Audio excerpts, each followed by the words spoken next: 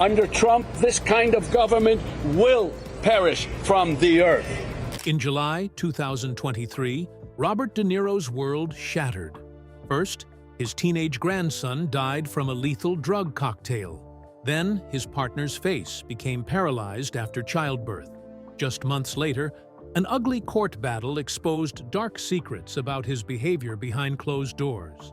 For the first time in his 60-year career, the intensely private star couldn't hide from the scandals consuming his life. Robert De Niro was born on August 17, 1943, in a hospital in Manhattan.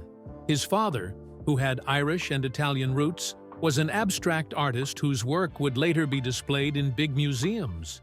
His mother, who had Dutch, English, French, and German ancestry, was also a painter and a poet. They met in 1941 at an art school and fell in love.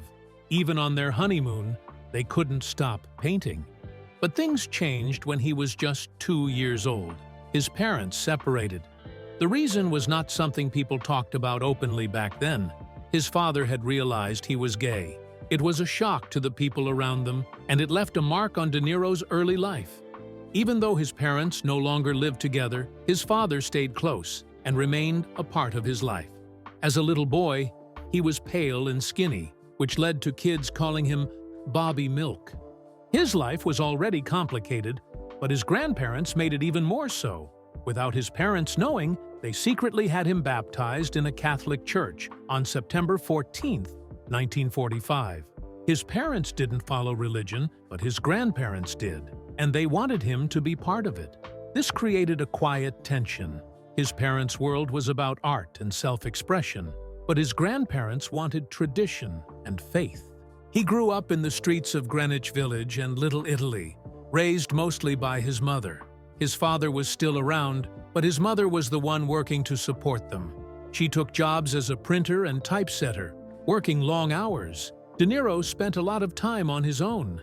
He found comfort in movies. His father often took him to the theater, and he quickly became obsessed. One actress in particular, Greta Garbo, fascinated him. He didn't fully understand why, but something about the way she performed stuck with him. Then, something unexpected happened. His mother got a job typing scripts for a drama workshop, and as part of her payment, De Niro was allowed to take acting classes for free. He was just 10 years old, and this was his first real taste of acting.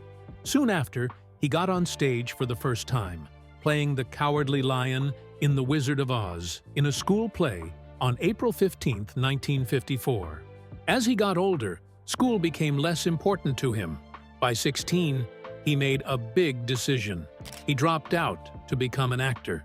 He had briefly attended the High School of Music and Art, but it lasted only 3 days. The competition and pressure were too much, so he quit. His family wasn't happy, but he didn't care. Instead of school, he spent his time on the streets, watching people, learning how they talked, how they moved. He even joined a small Italian gang at 15. He was never really deep into crime, but he got to see a different side of life. His old nickname, Bobby Milk, stuck with him. Then, at 17, everything shifted again. On September 5, 1960, he joined the Stella Adler Conservatory, a famous acting school. This was where he really started to learn the craft. He studied method acting, a technique that would later define his career.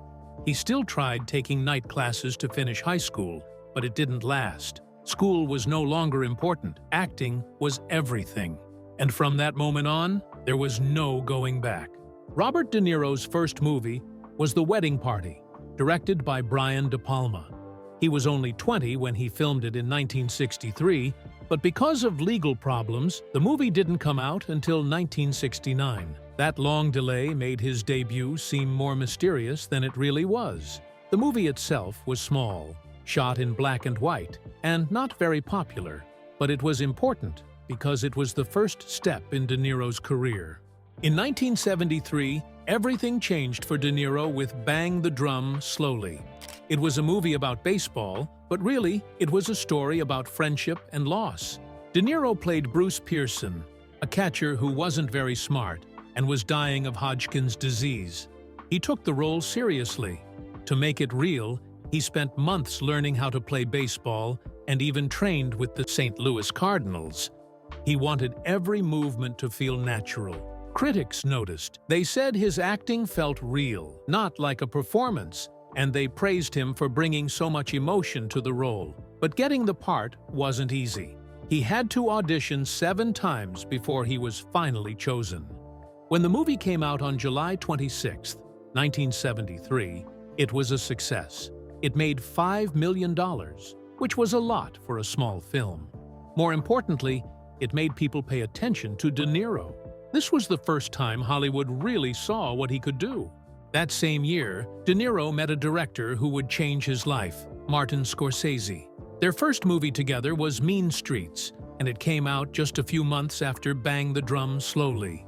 De Niro originally wanted the lead role, but it went to his friend Harvey Keitel. Instead, De Niro played Johnny Boy, a reckless gambler who was always getting into trouble. It turned out to be the perfect role for him. He brought a wild energy to the character, making Johnny Boy unpredictable and dangerous. People couldn't take their eyes off him. The movie had a small budget, only $500,000, and filming wasn't easy. They shot in real locations in New York's Little Italy, and Scorsese even had to pay off local mobsters so they wouldn't interfere. In one case, a building owner refused to let them film until Scorsese's father stepped in and made a deal. Despite all the challenges, the movie turned out raw, real, and full of life. Critics loved it. De Niro won an award for Best Supporting Actor, and suddenly, everyone in Hollywood knew his name. Then, in 1974, he became a star. That was the year he played young Vito Corleone in The Godfather Part 2. The first Godfather movie had been a huge hit, and this sequel had big expectations. De Niro had to play a younger version of the character that Marlon Brando had made famous. He took it seriously. He spent 4 months learning how to speak in a Sicilian dialect, making sure he sounded completely authentic. His dedication paid off. The movie was a massive success, and at the Academy Awards, De Niro won the Oscar for Best Supporting Actor. He was only 31, but in true De Niro style, he didn't even show up to accept the award. He was in Italy, filming another movie, because for him, the work always came first. His win wasn't just big for him, it was big for The Godfather Part 2, which won 6 Oscars that night. He had beaten 2 of his own co-stars, Michael V. Gazzo and Lee Strasberg, to take home the award. Winning that, Oscar proved that he wasn't just a rising actor, he was one of the best, and this was only the beginning. Robert De Niro's performance in Taxi Driver was unforgettable, and the way he prepared for it was just as shocking. To truly understand the life of a New York cab driver, he got a real taxi license and drove around the city for 3 months, working 12-hour shifts.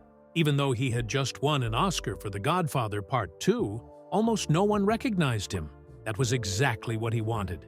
He needed to feel invisible, just like Travis. He didn't just study the role, he lived it. Then came the most famous moment in the movie. The "You talking to me?" scene wasn't even in the script. De Niro made it up while looking at himself in the mirror, talking like a man slowly losing his mind. That wasn't the only thing he did to transform into Travis. He lost 35 pounds. He spent time with Vietnam War veterans who had PTSD, trying to understand their pain. He even wore Travis's boots for 2 months straight, walking 15 miles a day, so they felt like second skin. By the time filming started, he didn't just look like Travis, he was him. But De Niro wasn't done pushing himself. When he played boxer Jake LaMotta in Raging Bull, he went even further. First, he trained with LaMotta himself, sparring for months, until the real boxer said De Niro could have gone pro. But then came the hardest part. The movie also showed LaMotta as an older, heavier man, and De Niro refused to wear a fat suit. Instead, he actually gained 60 pounds. For 4 months, he traveled through Italy and France, eating as much as he could. Pasta, bread, ice cream, anything to make his body change. He went from 145 pounds to 215. The weight gain was so extreme that it made it hard for him to breathe and move. The production team rushed to finish filming his heavier scenes because they were scared for his health. Afterward, doctors warned him never to do something like that again. It took him over a year to recover, but the effort paid off. He won an Oscar for Best Actor. His obsession with making his roles feel real didn't stop there. For The King of Comedy, where he played a man obsessed with fame, he wanted to get inside the mind of a stalker. So he met a real one. But that wasn't enough. He started secretly following Jerry Lewis, the actor who played the talk show host in the movie. He watched how Lewis reacted to fans, how he moved, how he behaved when no one was looking. Lewis was uncomfortable, but it worked. De Niro's performance felt disturbingly real. Then came Goodfellas, where every tiny detail mattered to him. He played gangster Jimmy Conway, a man obsessed with money and power. To make it real, De Niro wore silk underwear for the entire shoot, just like the real-life gangster. He also insisted on using real money in every scene. When the cameras rolled, the stacks of cash weren't fake. De Niro even brought $5,000 of his own to set. And then there was the phone scene. In a moment of pure rage, he smashed a phone, breaking the glass. A piece of it cut his hand, but instead of stopping, he kept going. He used his own blood, smearing it onto Ray Liotta's face. That take made it into the final movie. It wasn't planned, but that was how De Niro worked. If it felt real, he kept going. That was why his performances were unforgettable. Robert De Niro's first marriage happened fast. He met Diane Abbott on the set of Taxi Driver in 1976, and just 3 months later, on April 28th, they were married. Their son, Raphael, got his name because he was conceived at the Hotel Raphael in Rome. At the time, De Niro was deep into method acting and stayed in character as Travis Bickle even after filming ended, which put stress on their new marriage. But despite this, they welcomed Raphael on November 9, 1976. De Niro also adopted Abbott's daughter, Drina, who was born in 1971, showing his commitment to family. Their marriage lasted 12 years, during which De Niro became a superstar with movies like The Deer Hunter, 1978, and Raging Bull, 1980. Abbott even appeared in some of his films, like The King of Comedy, 1982, where she played a bartender. But eventually, the marriage ended in 1988. The divorce was settled quietly, with De Niro paying Abbott $6.2 million, which was a huge amount at the time. After the divorce, De Niro started dating model and actress Toukie Smith in 1988. Their relationship lasted until 1996 and was unusual in many ways. In 1995, they had twin sons, Julian Henry and Aaron Kendrick, through in vitro fertilization and surrogacy, which was rare for celebrities back then. De Niro was 52 when the twins were born, which challenged the usual ideas about fatherhood. Around the same time, there were also rumors that he was seeing supermodel Naomi Campbell, making his personal life even more complicated. Smith was very private and refused to talk about their relationship, once saying, "Do you know how to spell private? Private, and that's with a capital P." When they split in 1996, they agreed on a co-parenting arrangement where they took turns caring for the twins in 4-day cycles, showing their dedication to raising them together. In 1997, De Niro married Grace Hightower, but their relationship was full of ups and downs. They first met in 1987 at Mr. Chow, a fancy restaurant in London, where Hightower worked as a hostess. After dating for 10 years, they finally got married on June 17, 1997. But things turned rocky quickly. Just 2 years later, in 1999, De Niro filed for divorce. The split never became official, and in a surprising turn, they renewed their vows in 2004 in a grand ceremony in the Catskill Mountains, surrounded by celebrity guests. Together, they had 2 children, Elliot, born on March 18, 1998, and Helen Grace, born via surrogate on December 23, 2011.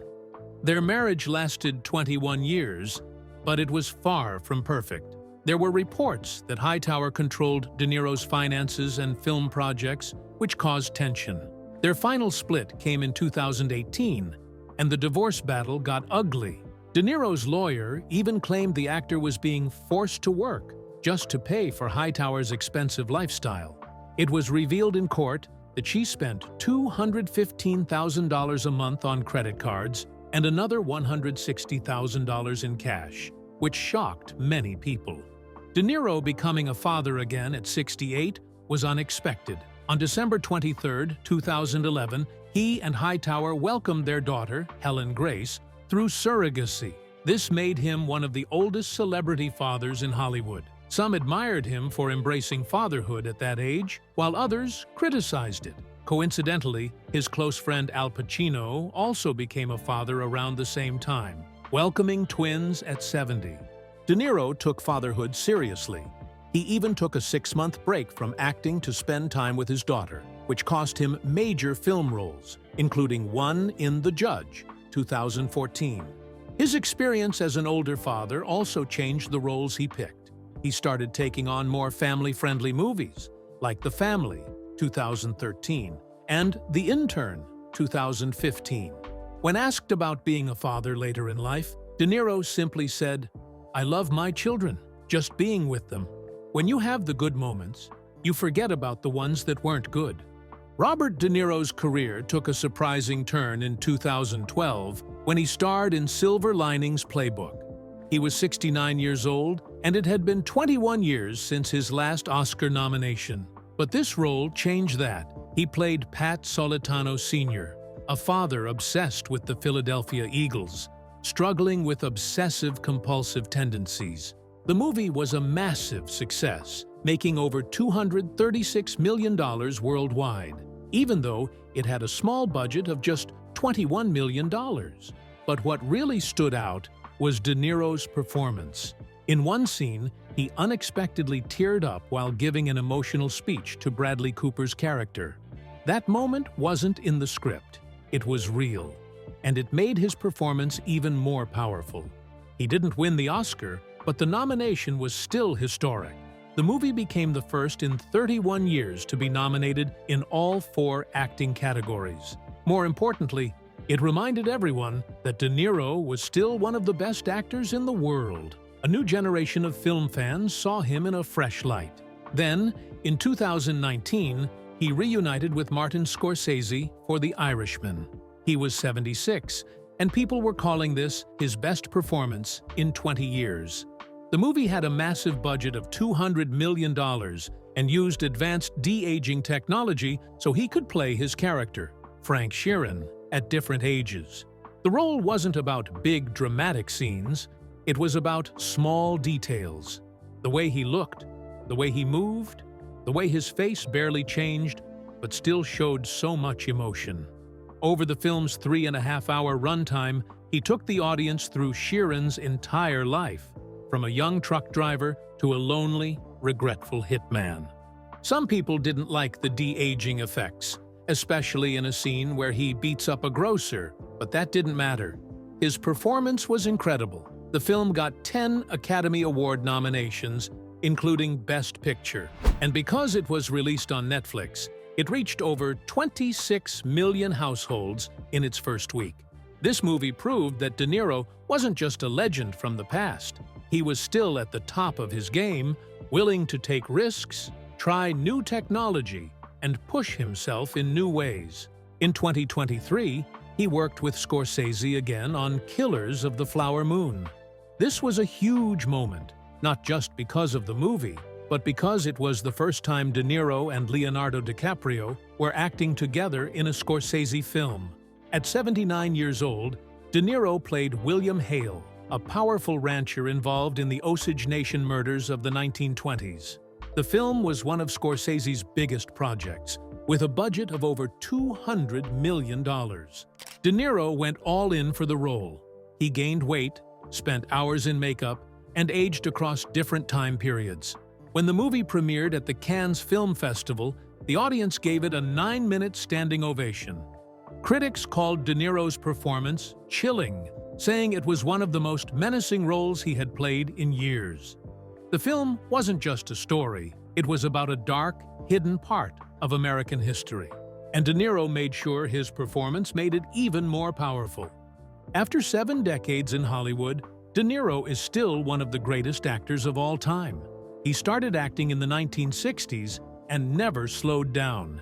Every time people think he might fade away, he reinvents himself. He moves between serious dramas and comedies, making himself relevant to every new generation.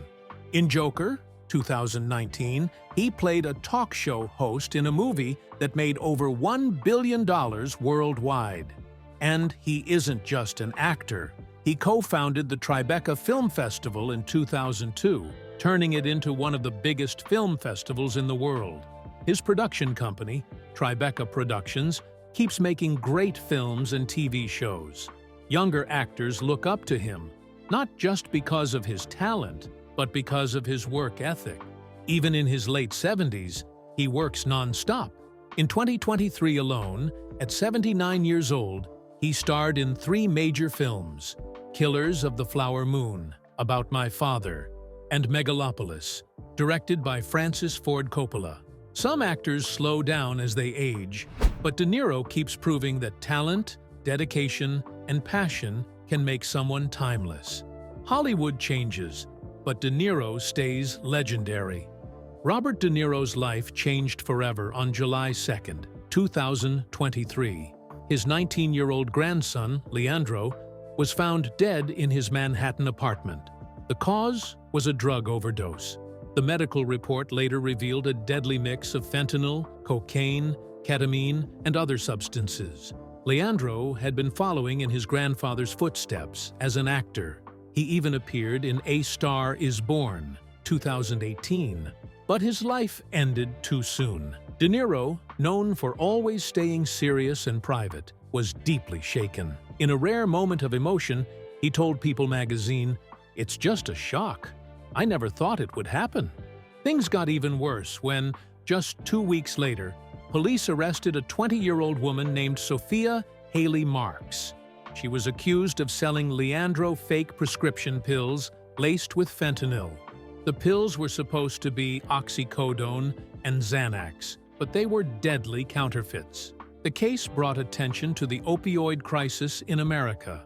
The Drug Enforcement Administration had already warned that nearly half of fake prescription pills tested for fentanyl contained enough to kill a person. Leandro's death became a tragic example of how dangerous these drugs were. It also started conversations about drug education, stricter prescription laws, and better support for people struggling with addiction. As De Niro dealt with this heartbreaking loss, another storm hit. In November 2023, he found himself in court, facing a $12 million lawsuit. His former assistant, Graham Chase Robinson, accused him of discrimination, harassment, and verbal abuse. She had worked for him for 11 years, moving up from personal assistant to vice president of his company, Canal Productions. She claimed that during those years, she had to deal with unwanted touching, inappropriate comments, and unfair treatment. In court, a voicemail was played where De Niro was heard yelling and cursing at her. But this wasn't just Robinson's case against De Niro. Years earlier, in 2019, De Niro and his company had sued her for $6 million. They accused her of stealing money, misusing company funds, and even watching 55 episodes of Friends while on the clock. They also said she had transferred 5 million airline miles, worth around $85,000, to her personal account. The trial lasted 8 days. De Niro spent 2 of those days on the witness stand. He denied abusing Robinson, but he did admit to some of her claims. When asked if he had told her his personal trainer was paid more because he had a family to support, he said yes. When asked if he ever asked her to scratch his back, he smirked and said, "Okay, twice? You got me." After 5 hours of jury deliberation, the verdict was in. De Niro himself was not found guilty, but his company, Canal Productions, was ordered to pay Robinson $1.2 million. The jury ruled that the company had discriminated against her because of her gender, and had retaliated against her after she spoke up. The case damaged De Niro's reputation. It also made people talk about workplace power dynamics, gender discrimination, and how personal and professional lines sometimes get blurred in Hollywood. Then, just when it seemed like life couldn't get more difficult, De Niro's partner, Tiffany Chen, faced a shocking health crisis. In July 2023, she revealed that she had been diagnosed with Bell's palsy shortly after giving birth to their daughter, Gia. It all started with a slight tingling in her tongue. Then, her face started to feel strange. One day, she looked in the mirror and saw that her face was drooping. Things got worse fast. Within days, she could barely eat. Food would just fall out of her mouth. She was slurring her words. She rushed to the hospital, where doctors ran tests and discovered she had Bell's palsy. Most of the time, Bell's palsy only affects one side of the face. But in Tiffany's case, both sides were paralyzed. She couldn't speak properly. She couldn't smile at her newborn baby. And she couldn't even give her daughter a kiss. It was heartbreaking. She admitted that she felt self-conscious and frustrated. De Niro, who usually kept his emotions to himself, was supportive. He reassured her, saying she looked fine, even joking that she just looked a little stern. But while dealing with all these personal struggles, De Niro didn't stay quiet in the public eye. On September 24, 2024, at the New York premiere of Megalopolis, a film by Francis Ford Coppola, he made headlines again. In front of a full theater, he took the microphone and started talking about Donald Trump. "Imagine Trump directing Megalopolis," he said. "It'll never go anywhere. Total craziness. He cannot do anything." He kept going, saying, "He cannot hold anything together. He wants to destroy the country." The speech came just weeks before the 2024 election, where Trump was running for president again. Some people in the audience, including Spike Lee, cheered him on. Others thought it was inappropriate to bring politics into a film premiere. This wasn't the first time De Niro had spoken out against Trump, and it wouldn't be the last. Earlier that year, on May 28th, he made a surprise appearance outside the Manhattan courthouse, where Trump's hush money trial was happening. He stood alongside two former police officers who had been at the Capitol riot on January 6th. In front of reporters, he called Trump a clown and warned that if he won the election, he would never leave office. The moment quickly went viral. Trump supporters in the crowd heckled him, and the whole scene turned into a shouting match. Trump's campaign responded by calling De Niro a washed-up actor and saying Biden's team was desperate for attention. De Niro's public statements also cost him an award. On June 2nd, 2024, just 5 days before he was set to receive the Service to America Award from the National Association of Broadcasters, ANAB, the organization took back the honor. They said his recent comments about Trump were too controversial. They insisted they supported free speech, but felt his involvement would be a distraction. Some people saw this as unfair, arguing that he was being punished for speaking his mind. Others felt the NAB had made the right decision, saying actors should stay out of politics.